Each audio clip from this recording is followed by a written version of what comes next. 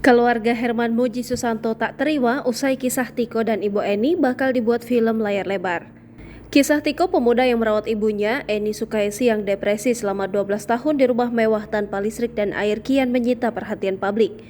Tak sedikit publik merasa berempati dengan perjuangan Tiko merawat ibu kandungnya sejak ditinggalkan sang ayah saat masih kecil. Bahkan dikabarkan kisah Ibu Eni dan Tiko tinggal di rumah mewah terbengkalai bertahan hidup 11 tahun tanpa air dan listrik ini akan dibuatkan film layar lebar. Selama 12 tahun itulah, Tiko bahkan harus menadah air hujan agar bisa mandi dan memasak.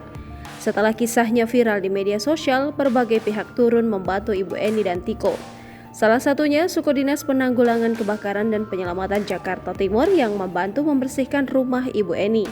Mendengar kabar terkait diangkat sebagai film, pihak keluarga ayah Tiko akhirnya buka suara melalui kanal YouTube Pratiwi Novianti pada Jumat 6 Januari 2023.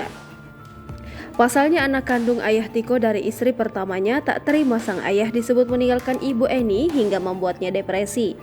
Hal tersebut diungkap Ika selaku cucu kandung Herman Muji Susanto, menyebut bahwa Ibu Eni lah yang mengusir eyangnya dari rumah mewah itu. Sehingga keluarga besar keberatan dengan statement dari Tiko terkait pengakuan ditinggal ayah hingga membuat ibunya depresi.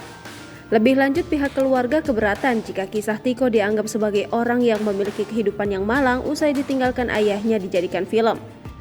Pihak keluarga Pak Herman menegaskan bahwa di balik kisah malang kehidupan Tiko dan ibunya tidak benar dan mengancam akan menuntut pihak produksi film.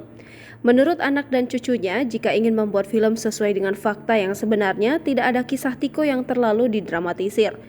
Diungkapnya, Tiko dan Ibu Eni sebenarnya tidak hidup terpuruk. Pasalnya, sebelum ayahnya pergi, sudah diberikan semua aset kekayaan.